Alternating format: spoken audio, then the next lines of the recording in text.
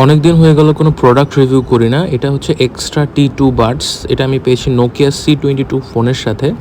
If you guys don't know about cell extra, this one is authorised dealer of Nokia Bangladesh এবং ওখান থেকে এই গিফটটা পেয়েছি। তো দেখি এই প্রোডাক্টটা রিভিউ করে এটা কেমন। I have no complaint about Nokia phone. This is the C22 and I got gift from this phone, and I also know that inshallah this phone will last long because I have good trust in Nokia.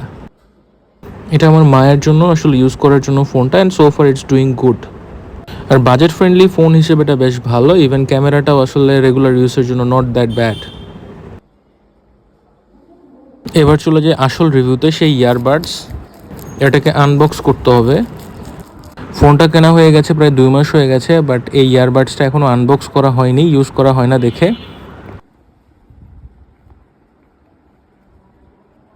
বাহ, বক্সের মুখ খুলতেই warranty কার্ডটা পেয়ে গেলাম আর এই যে earbuds. But interesting fact হচ্ছে কি, এটা মনে হয় চার্জ ছিল, এখানে সাদা লাইট দেখাচ্ছে। এটা বাসাতে বক্সের মধ্যে 2 মাস ছিল, তারপরও এটা চার্জ আছে। এটা আরও কবে বক্স করা হয়েছে আসলে জানি না, বাট এখনও চার্জ আছে, তার মানে এটা বেশ ভালো। বাট বক্সে লেখা আছে 18 hours play time, so I hope এটার চার্জ ভালোই থাকে। এটার সাথে আবার একটা সি পোর্ট চার্জিং কেবল দিয়েছে। This one is really good.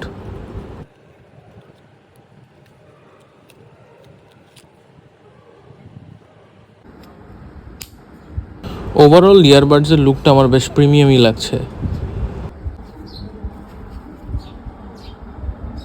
এটার ব্লুটুথ রেঞ্জটাও আসলে ট্রাই করে দেখেছি, মোটামুটি 4-5 মিটার পর্যন্ত এটা কাজ করে।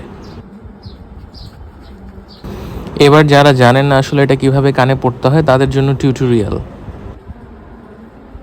এই যে দেখেন, 2 কানের মধ্যে এটা সেট করে নেবেন এভাবে। আসলে জানার আছে অনেক কিছু। এবার আসি কাজের কথা, এটার মিউজিক কোয়ালিটি কেমন। এটার মিউজিক কোয়ালিটি 2 কানেই চেক করে দেখলাম, বেশ ভালো।